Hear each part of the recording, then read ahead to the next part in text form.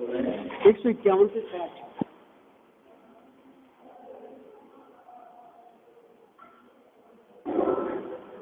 आचार्य गुणभद्र स्वामी की यह कृति आत्मानुशासन नामक ग्रंथ है और इस आत्मानुशासन नामक ग्रंथ में आचार्य देव यहाँ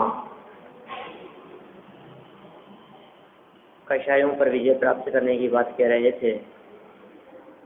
ये जीव जीतने योग्य यदि कुछ दिखाई देता है और जिसे आसानी से जीता जा सकता है तो वो कोई दूसरा नहीं है, स्वयं को ही जीत सके वही बलवान है, वही शूरवीर है।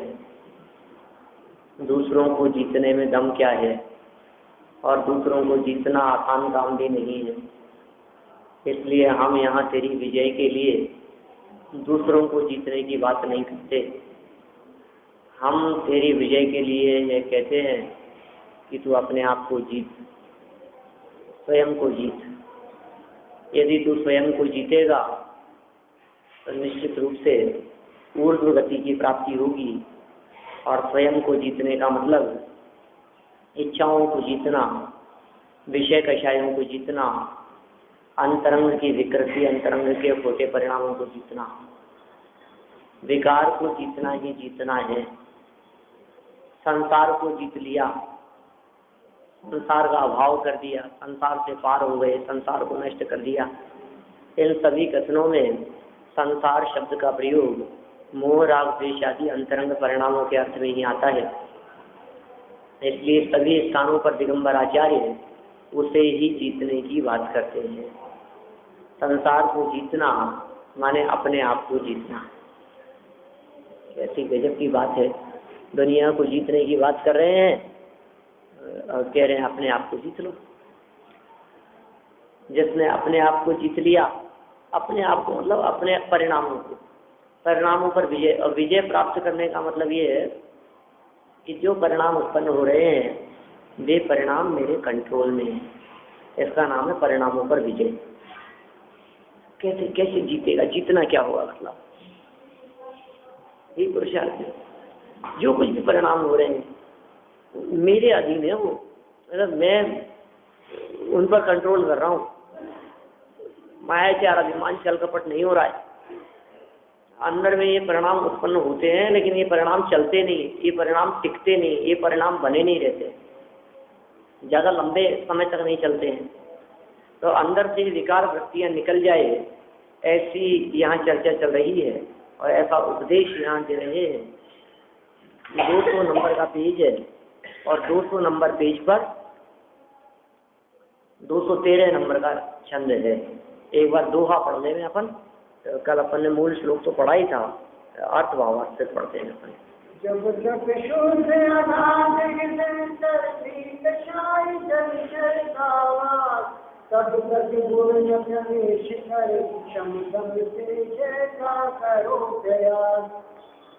क्या कह रहे हैं?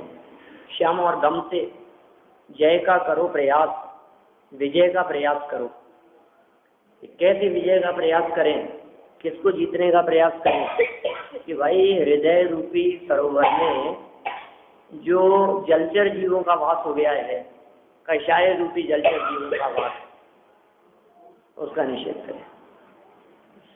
देखिए अर्थ, जब तक तेरे निर्मल हृदय रूपी अगाध सरोवर में निश्चय से कषाय रूपी जलचरों के समूह का निवास है, तब तक,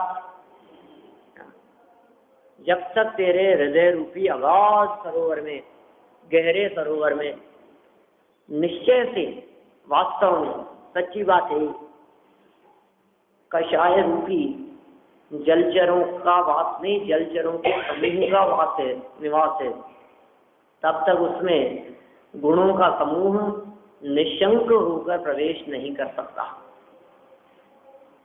इसलिए शम दम यम के भेदों से कषायों को जीतने का प्रयत्न करना चाहिए। 3 बातें कह रही है, शम दम यम के भेदों से कषायों को जीतने का प्रयास करना चाहिए।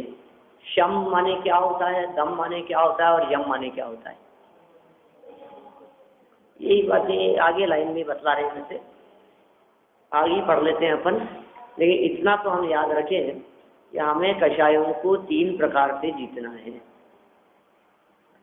कषायों को जीतने की पद्धति 3 रूपों में बतलाई गई है, शम दम यम। शम माने कौन, तो ये देखो समता भाव, राग आदि के त्याग रूप समता भाव माने कषायों को जीत लेना। क्या शम माने कषायों को जीतना, कषायों को जीतना ही शम कहलाता है। दम अर्थात मन और इंद्रियों का निरोध, ये दम है।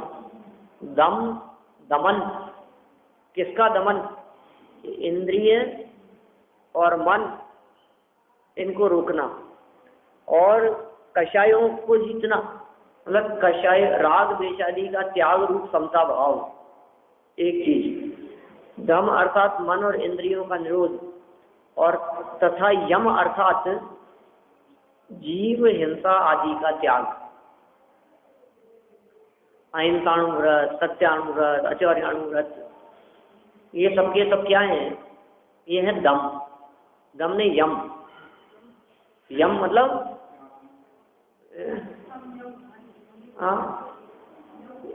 यम माने समझ लो आप प्रतिज्ञा, व्रत अंगीकार करना। यम नहीं है ना उसमें, तो कल ही बोली थी मैंने लाइन। हाँ, संवर की चर्चा की, शम दम से कर्म न आवे, माने कषायों का शमन और इंद्रियों का दमन। कुल मिलाकर के कषाय भी उत्पन्न न होवे और इंद्रिय विषयों की चाह उत्पन्न होवे तो वे चाह रुक जावे। क्योंकि चाह जिसके हृदय में है वो व्यक्ति हमेशा ही अधो है, नीचे है, प्राप्ति की चाह रखने वाला। अभी छंद बोला था अपने, वांछक पाता अधोगति अर ऊर्ध्व गति निर्वांछक, ऊर्ध्व गति नहीं वांछक जो, स्पष्ट बताते ऊंचे नीचे हुए तुला के पलने जो, पलड़े जो। 154 नंबर, 154 नंबर क्या कहता है, वांछक पाता अधोगति अर ऊर्ध्व गति नहीं वांछक जो। कैसी गजब बात देखिए, और क्या उदाहरण दे दिया है गजब का। ऐसा लगता है कई बार कि अपन सब पढ़ चुके पीछे बातें, याद थोड़ी नहीं रहती है इतनी बातें, कैसी कैसी गजब बातें आ चुकी है पीछे। वांछक पाता अधोगति अर ऊर्ध्व गति नहीं वांछक जो, स्पष्ट बताते ऊंचे नीचे हुए तुला के पलड़े जो। तुलड़ा, तुला के पलड़े, तराजू के पलड़े, कौन नीचे और कौन ऊपर, जो प्राप्त करता है वांछक है वो नीचे, और जो निर्वांछक है वो ऊपर। क्या तुला के पलड़ों में नीचे कौन जाएगा और ऊपर कौन जाएगा, कि जो प्राप्त करेगा वो नीचे, और जो नहीं प्राप्त करेगा, जो त्याग करेगा वो ऊपर। इधर से उधर डाल देते हैं ना,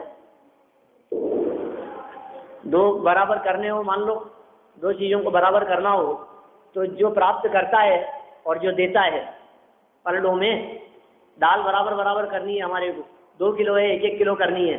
अब एक में 1.25 किलो आ गई और एक में 1.25 किलो आ गई, तो जिसमें 1.25 किलो है वो नीचे है, जिसमें 1.25 किलो है वो ऊपर है। अब देखो, अब जो प्राप्त करेगा वो नीचे होता जाएगा और जो देगा वो ऊपर होता जाएगा। 1.25 किलो में से तो निकाली और 1.25 किलो में डाली, तो जिधर 1.25 किलो में डालते जा रहे हैं वो नीचे होता जा रहा है। कौन नीचे होता जा रहा है, जो प्राप्त कर रहा है। वांछक पाता अधोगति, और जो निर्वांछक, जो दे रहा है, जो त्याग कर रहा है, वो ऊंचा होता जा रहा है, वो ऊर्ध्वगति को प्राप्त करता जा रहा है। आचार्य भी कैसे कैसे उदाहरण दे देते हैं। जिसके हृदय में चाह है, जो प्राप्ति की चाह रखता है, जो प्राप्त करना चाहता है, जिसके हृदय में आकांक्षाएं हैं, अपेक्षाएं हैं, कुछ न कुछ हृदय में प्राप्ति के लिए एक विकार वृत्ति बनी हुई है, सो पाता अधोगति। ये अंतरंग का विकार है जिसके निरोध की यहाँ बात कर रहे हैं। राग आदि के त्याग रूप समता भाव और इंद्रियों और मन का निरोध। इंद्रियों को रोकें, कंट्रोल करें। जो मन में जो चाह हुई उसे नहीं प्राप्त करें, मतलब उसके तरफ आकर्षित न हुए। हृदय में चाह तो उत्पन्न हुई, लेकिन दबा दो उस चाह को, नहीं अभी नहीं मिलेगा। हमारे ऊपर इंद्रियां हावी रहती है कि हम इंद्रियों पर हावी रहते हैं, इस बात का गहराई से विचार करना पड़ेगा। इसलिए आगे कह गए, यम की बात क्या कह रही? जीव हिंसा का त्याग, जीव हिंसा आदि का त्याग, झूठ बोलने का त्याग ये प्रतिज्ञा नियम हो गए। बाबा देखिए, जब तक तेरे हृदय में कषाय विद्यमान है तब तक तू शम दम आदि गुणों को लेश मात्र भी अंगीकार नहीं कर सकता। इसलिए अपना कल्याण करने के लिए कषायों को छोड़। कल से कह रहे हैं ये बात, पीछे से कह रहे हैं ये बात, पिछले चंद से ये बात कह रहे हैं, इसको छोड़, इसको छोड़ सकता है। तेरे में ये पात्रता है कि तू कषायों को जीत सके। शरीर को नहीं जीतना है, द्रव्य कर्मों को नहीं जीतना है, भाव कर्मों को जीतना है। कषायों के अधीन होने वालों का उपवास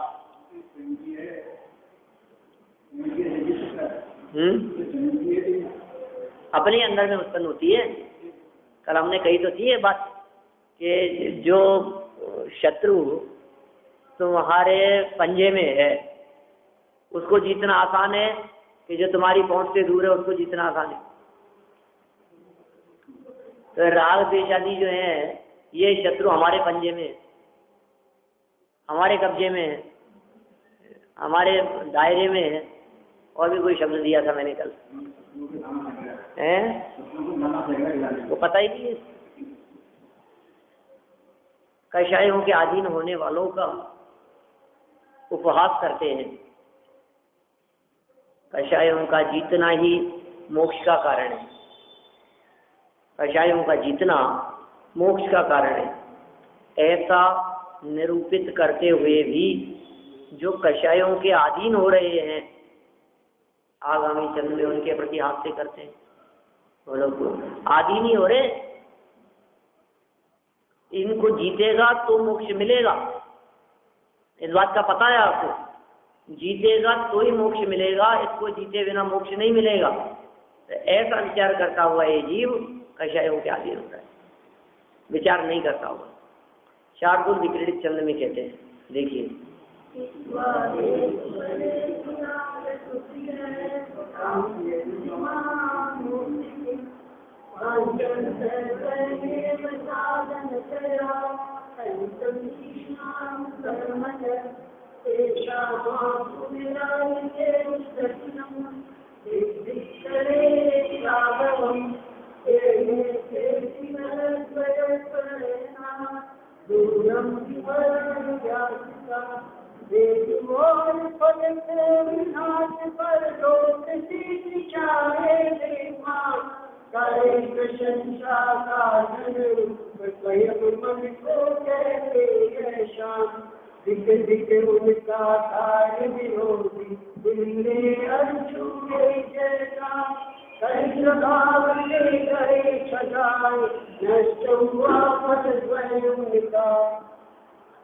आज देखिए, कुछ तथाकथित बुद्धिमान लोग, तथाकथित बुद्धिमान लोग मतलब कहने मात्र के, तथाकथित किसी के द्वारा कहे जा रहे हैं बुद्धिमान। ऐसे बुद्धिमान लोग अपरिग्रहत्वादी कारणों को और मन की शांति रूप फल को छोड़कर परलोक की सिद्धि चाहते हैं। परलोक की सिद्धि को चाह रहे हैं वो लोग, बुद्धिमान लोग। कौन बुद्धिमान? तथाकथित बुद्धिमान। बुद्धिमान तो नहीं हो सकते, उनको कैसे बुद्धिमान कहें हम। लेकिन जो जगत में लोग कह रहे हैं अरे साहब ये बहुत बुद्धिमान है, ये बहुत विद्वान है, ये तो बहुत ज्ञानी है, वो क्या कर रहे हैं, अपरिग्रहवादी कारणों को तो छोड़ दिया, माने परिग्रह संचय कर रहे हैं, कुपरिग्रह संचय कर रहे हैं, और मन की शांति रूप फल को छोड़कर, मन की शांति रूप फल भी उन्होंने छोड़ दिया, परलोक की सिद्धि चाहते हैं और स्वयं ही अपने मन से अपनी प्रशंसा करते हैं। वचनों से करे चाहे न करें, लेकिन अपने मन से अपनी प्रशंसा करते हैं, मैं कितना अच्छा हूँ। नीच गोत्र कर्म का कारण है। ये कह रहे हैं स्वयं ही अपने मन से अपनी प्रशंसा करते हैं, दूसरा करे चाहे नहीं करे, मन ही मन प्रसन्न हो रहे हैं, मैंने भी क्या गजब काम किया है, मेरे जैसा कोई और नहीं होगा, मेरे जैसा और कौन होगा, कितना गजब काम कर रखा है मैंने। तो स्वयं ही अपने मन से अपनी प्रशंसा करते हैं और कषायों के वश में होते हुए, क्या कषायों के वश में होते हुए अपने को शांत चित्त मानते हैं, परंतु इसमें बड़ा विरोध है। क्रोधादि कषायों और उपशांत आदि गुणों में बिल्ली और चूहे के समान अनादि का परस्पर वैर है। किस किस में? कषायों और उपशांत आदि गुणों में। कषायों और गुणों में बिल्ली और चूहे, माने कषायें तो है बिल्ली की तरह और उपशांत आदि गुण है चूहे की तरह। तो कषायें आदि उत्पन्न होती है तो उपशांत आदि गुणों को खा जाती है। इसलिए उपशांत आदि जो गुण हैं, क्षमा धैर्य शांति आदि जो गुण हैं, इन गुणों को कषायों से बचाकर हृदय में पालना चाहिए, हृदय में अपनाना चाहिए। किस कषायों से बचाकर? ठीक है। क्रोध आदि कषायों और उपशांत आदि गुणों में बिल्ली और चूहे के समान अनादि का परस्पर वैर है। इस कलिकाल के प्रभाव को बारंबार धिक्कार है। क्या ये जो कलिकाल का प्रभाव है, इस प्रभाव को हम बारंबार धिक्कार करते हैं, जिसके प्रभाव से बुद्धिमान लोग भी इस लोक और परलोक के फल को नष्ट करके ठगाए जाते हैं।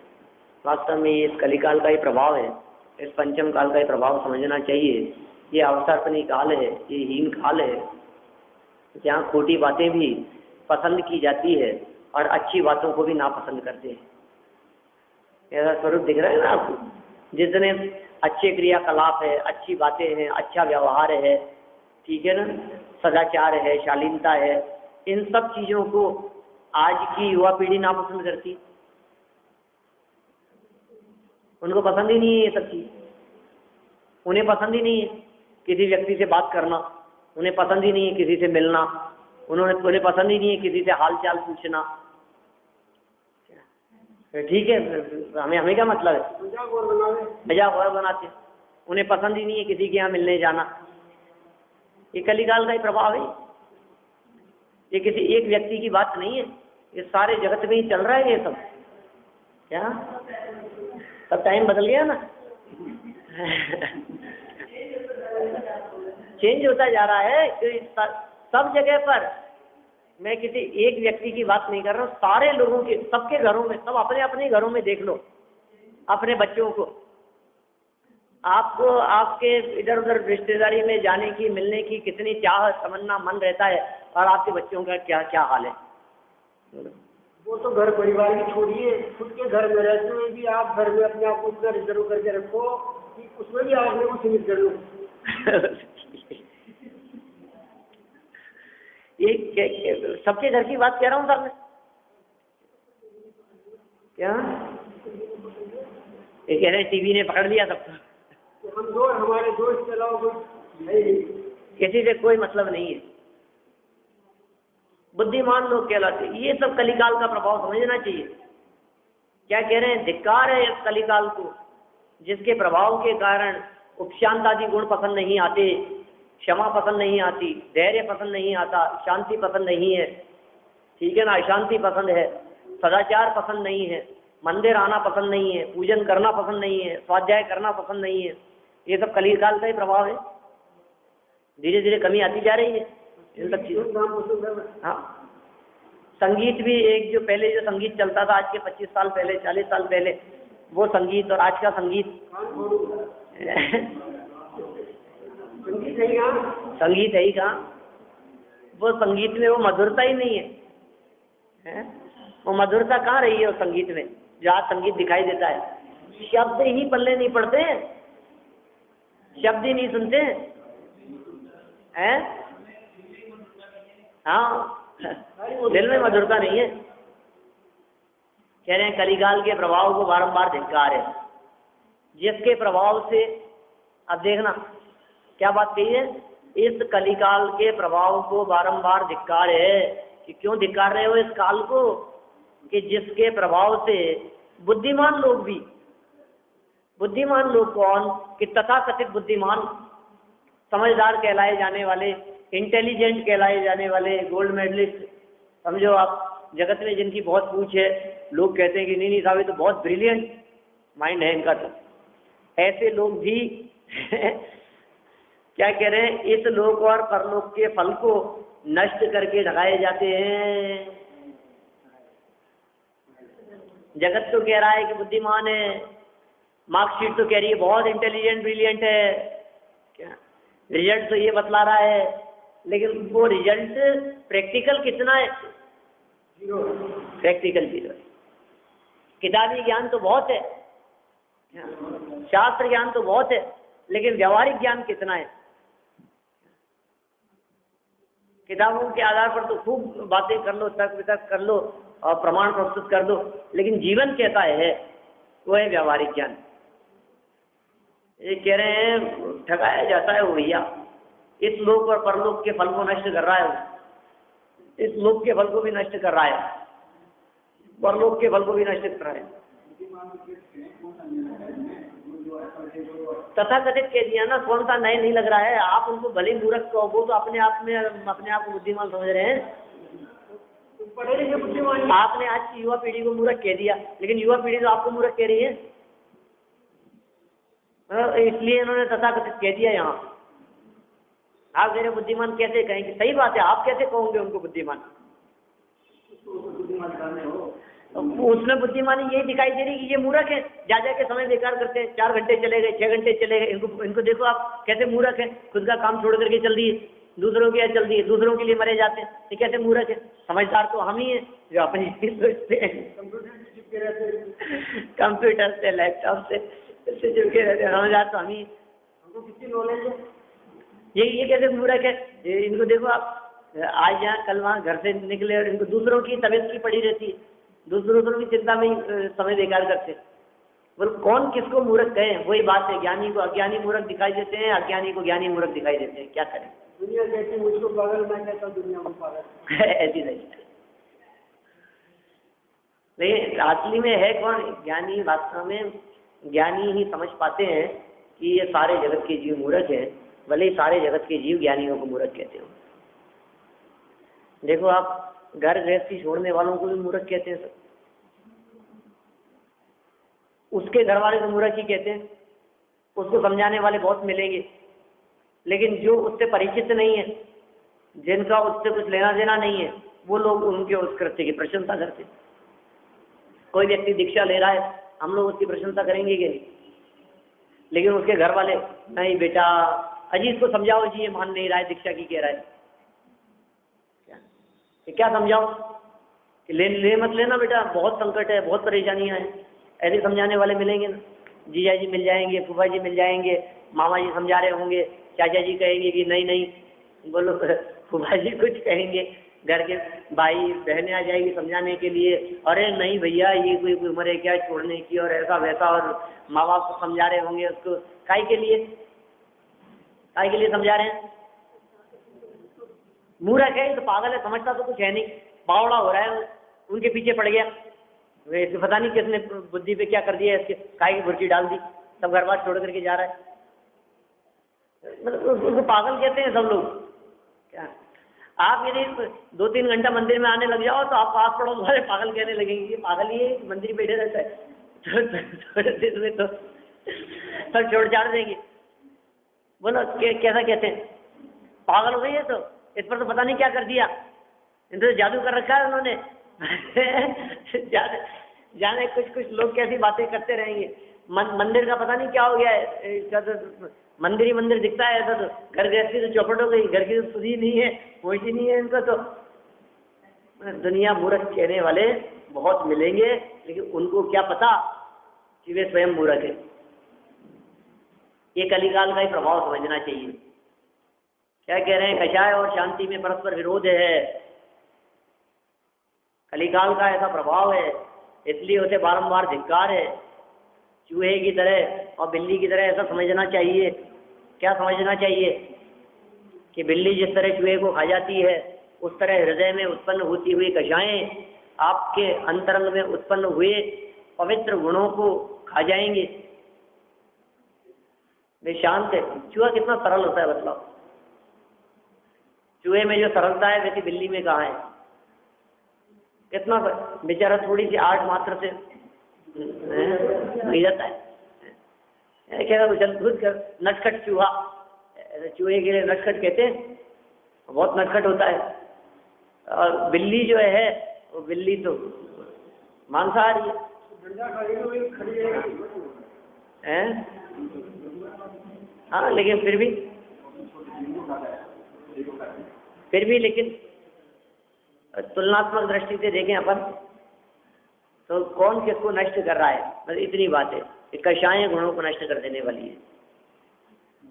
देखिए, इस लोक परलोक के फल को नष्ट करके ठगाए जाते हैं बुद्धिमान लोग भी, समझदार होकर के भी, पढ़ा लिखा होकर के भी, इतनी बुद्धि इतनी तर्क शक्ति है, उसके बावजूद भी अपनी बुद्धि का प्रयोग कुतर्कों में करता है, इसलिए ठगाया जाता है।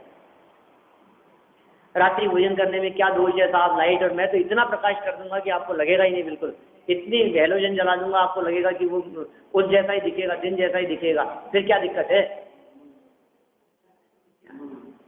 एक भी जीव नहीं होंगे। आप दूरबीन लगा करके खाओ ना, माइक्रोस्कोप से देख करके खाओ ना, क्या दिक्कत है? एक भी जीव नहीं होंगे उसमें।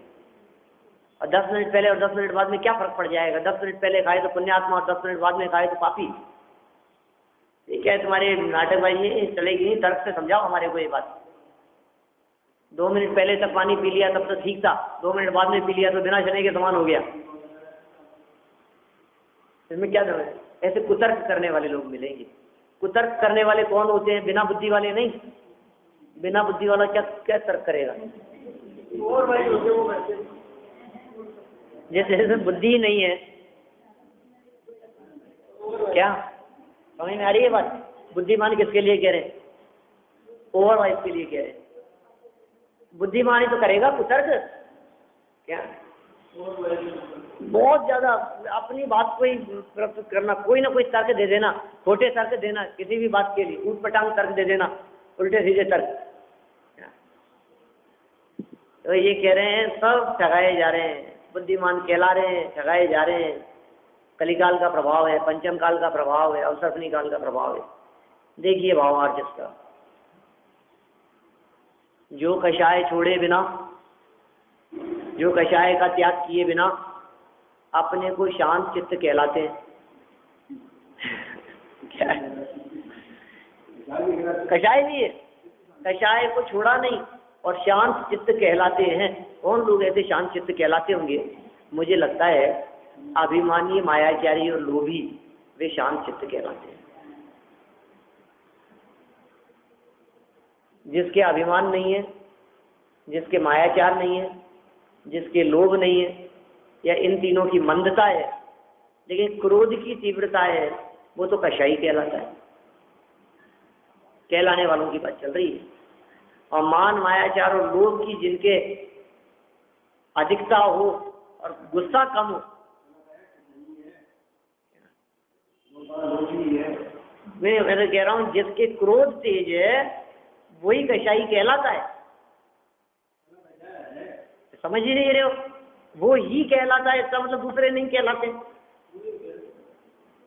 है तो वो तो कह ही रहे हैं ना, कसाई है और कसाई जगत में दिखता है, लेकिन अभिमान करने वाला कसाई दिखता नहीं है।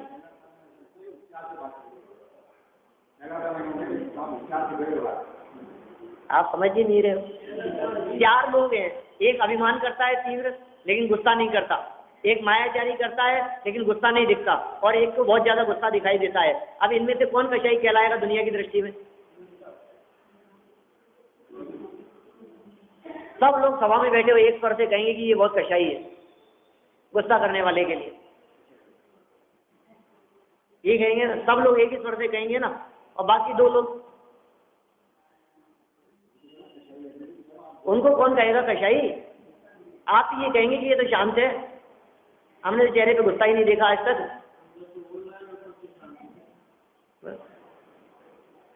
मतलब कोई भी व्यक्ति लोभियों को कसाई नहीं कहता, अभिमानियों को कसाई नहीं कहता, बशर्ते कि गुस्सा कम हो। कोई कितनी भी गालियां दे दे लेकिन मुस्कुराता रहे, अरे साहब हमने इतना मंद कसाई तो हमने आज तक नहीं किया है ना। मंद कसाई क्यों? बिल्कुल ही गुस्सा नहीं है साहब। जो व्यक्ति गालियां दे रहा था वही उसकी प्रशंसा करने लग जाए, यार गजबी है यार ये व्यक्ति, तो मैंने इसको इतना सुनाया लेकिन वास्तव में गलती मेरी थी, मुझे भी इतना नहीं सुनाना चाहिए था, मैंने इतना सुनाया लेकिन उसके बावजूद भी ये बेचारा मुस्कुराता ही रहा। वास्तव में असली तत्व ज्ञान इसी के पास में है, बिल्कुल ही गुस्सा नहीं करता। अरे तुम्हें क्या पता गुस्सा क्यों नहीं कर रहा था, उसको तो लोभ दिख रहा था। परलोक के लोभ के कारण क्रोधादि करता हुआ न दिखाई देवे, टोडरमल जी ने ऐसी चर्चा की है, तो वो कषाय से रहित नहीं हो गया। हाँ, जो कषाय छोड़े बिना अपने को शांत चित्त कहलाते हैं। अरे भाई मैं नहीं लिख रहा हूँ, टोडरमल जी से कहो आप ये कहलाते क्यों लिखा है आपने, मेरे से तो कह देते हो आप।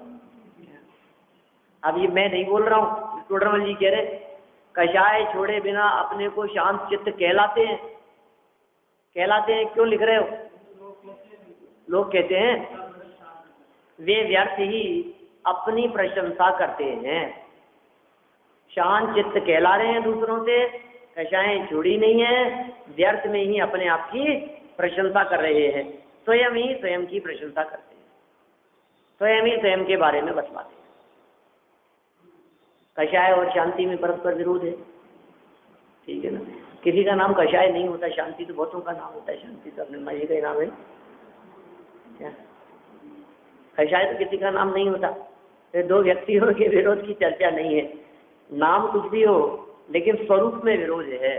कषायें शांति की विरोधी है, कषाय और शांति में परस्पर विरोध है। जो बुद्धिमान कहलाते हुए भी आत्म कल्याण नहीं करते, इंटेलिजेंट, अब्दुल कलाम कम इंटेलिजेंट है, ठीक है, न्यूटन है, आइंस्टीन है, ऐसे जो पाश्चात्य दार्शनिक, ये लोग कोई कम बुद्धिमान थे क्या? ये बुद्धिमान थे क्या? यहाँ तो आत्मकल्याण, जब ये आत्मकल्याण नहीं करते, आत्मकल्याण नहीं करते, बस ये बात है। अरे भाई जिसको अपनी सुध नहीं है उसको क्या बुद्धिमान कहें हम? दुनिया की होशियारी किसी काम की नहीं है, क्या? निगोद की तैयारी, जगत की होशियारी निगोद की तैयारी, ऐसा है। और जगत में जिसे आप होशियार कहते हैं, जनागम उस होशियारी को कहता है गहराई से विचार कर कि ये मायाचारी है। जिसे आप कहते हो ये बहुत होशियार है, ये बहुत होशियार है, मतलब तगड़ा है लोग, ये बहुत होशियार है माने मायाचारी है। ये अपने आप में ही होशियारी का मतलब ही यही है। कषाय शांति में विरोध है। जो बुद्धिमान कहलाते हुए भी आत्मकल्याण नहीं करते, वे अपने दोनों जन्म बिगाड़ते हैं, वे अत्यंत ठगाए हुए हैं, दोनों जन्म बिगाड़ रहे हैं। उसको लग रहा है कि मैं दुनिया को ठग रहा हूं, लेकिन ये जो ठग की जो वृत्ति है कि तेरे को ही ठग रही है, तेरे स्वभाव की सरलता का घात कर रही है। माया ठगनी ने ठगा सारा जग संसार, जिसने माया को ठगा उसकी जय जयकार। मायाचार रूपी ठगनी ने सारे जगत संसार को ठग रखा है। माया ठगनी ने ठगा सारा जग संसार, सारे जगत संसार में मायाचार आ गई है। किसके हृदय में नहीं है बोलो मायाचार? कौन मायाचार नहीं करता? तिरंज भी, मनुष्य भी, स्त्री भी, पुरुष भी, बच्चे भी, सब मायाचार के चक्कर में उलझे हैं। माया ठगनी ने ठगा सारा जग संसार। और दूसरी लाइन क्या है? जिसने माया को ठगा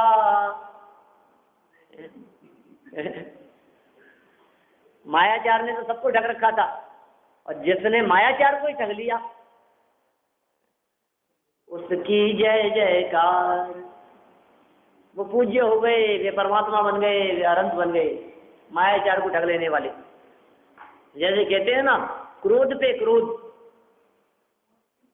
क्या मौत की मौत, क्या मौत की मौत को निर्वाण कहते हैं। अरे मौत की मौत हो गई, अब दोबारा मौत नहीं आएगी। तो मायाचार रूपी ठगनी सारे जगत में ठग रहे हैं और कह रहे अब मायाचारी को ही ठग लिया, अब मैंने मायाचारी पकड़ में आ गई, अब मायाचार नहीं होगी। कह रहे अब ये जीव पार हो जाएगा। तो दोनों जन्मों में ठगाए जाते हैं, दोनों जन्मों को बिगाड़ते हैं। वर्तमान जन्म भी बिगड़ रहा है और भविष्य जन्म भी बिगड़ रहा है। इस भव और पर भव में दुख उठाते हैं। इसलिए साधर्मियों के प्रति ईर्ष्या का त्याग होना चाहिए, उसकी प्रेरणा देते हैं। देखिए, यदि तू महान तप और ज्ञान सहित है, किसकी बात कर रहे हैं? तेरी बात कर रहे हैं। तेरे पास में यदि ये दो चीजें हैं, एक तो महान तप है तेरे पास में और दूसरा ज्ञान है। यदि तू महान तप और ज्ञान सहित है और कषायों को जीतने वाला है, तो अभी जीतने वाला है तो लेश मात्र भी अहंकार मत कर। पीछे ठगने की बात कही है, अब यहाँ अहंकार नहीं करने की बात कर रहे हैं, ठीक है। और पीछे क्रोध आदि की बात कही थी, ऐसे आई थी पीछे चर्चा अपने पढ़ी थी, अभी एक दो चंद में ही कही क्रोध की बात कही है, क्रोध शब्द दिया है। उत्तम क्षमादि गुणों की प्राप्ति अति दुर्लभ है, ऐसा कहा था। ऐसे क्रोधवान माया लोभादि शत्रुओं को तो जीत, क्रोध आदि को तो जीत। तो ये इन चारों की चर्चा चल रही है। क्रोध की चर्चा आ गई, इधर ये मायाचार की चर्चा आ गई। ठगते हुए, अपने आप को ठगते हुए, आपको लग रहा है दूसरे को ठग रहे हैं कि खुद ठगाया जा रहा है। अरे मायाचारी परिणामों से तो खुद को ही ठग रहा है, अपने आप को ही। तो ये मायाचारी से अपने आप को ठगता हुआ ये भाव भी बिगाड़ेगा और परभाव भी बिगाड़ेगा। अब कह रहे हैं अहंकार मत करना। क्यों? क्योंकि तप और ज्ञान तेरे में दिखाई दे रहा है, ये गुण है, ये वास्तविक गुण है, और इन गुणों के आधार पर तू कषायों को जीत पाएगा। तो लेश मात्र भी अहंकार मत करना, क्योंकि तप होने पर और ज्ञान होने पर यदि अहंकार साथ में हो गया तो तेरा वो अहंकार माने वो कषाय रूपी बिल्ली तेरे ज्ञान और तप रूपी गुणों रूपी चूहों को खा जाएगी। अहंकार अभिमान रूपी बिल्ली तेरे ये जो सहजता तप और ज्ञान रूपी चूहे हैं इनको खा जाएगी। ज्ञान तो हुआ है, लेकिन इन ज्ञान और तप को बिल्ली नहीं पकड़ ले, ध्यान रखना। कौन सी बिल्ली? अहंकार रूपी बिल्ली नहीं पकड़ ले। तो लेश मात्र भी अहंकार मत कर, अहंकार को मूल से ही उखाड़ दे, जड़ से ही उखाड़ दे। ऐसी शिक्षा श्री गुरु शिष्य को आगामी छंद में देते हैं। सर्गधरा छंद है, आगामी छंद अपन कल पढ़ेंगे इसको। आज के छंद तू स्वतंत्र निश्चल निष्काम त्याचा दृष्टा आत्मराम मैं जो है भगवान जो है भगवान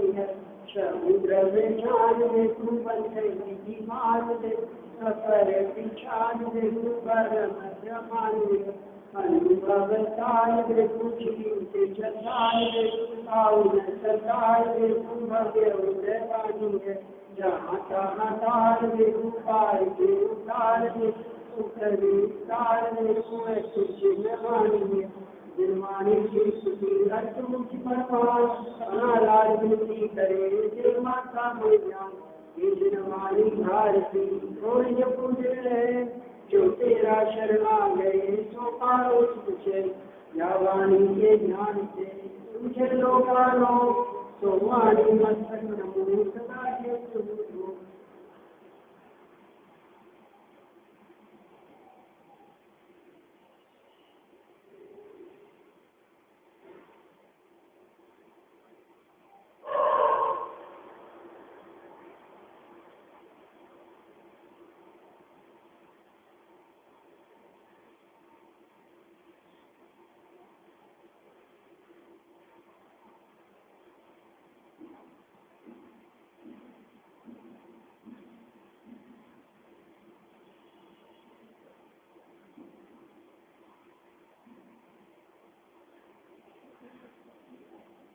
शाम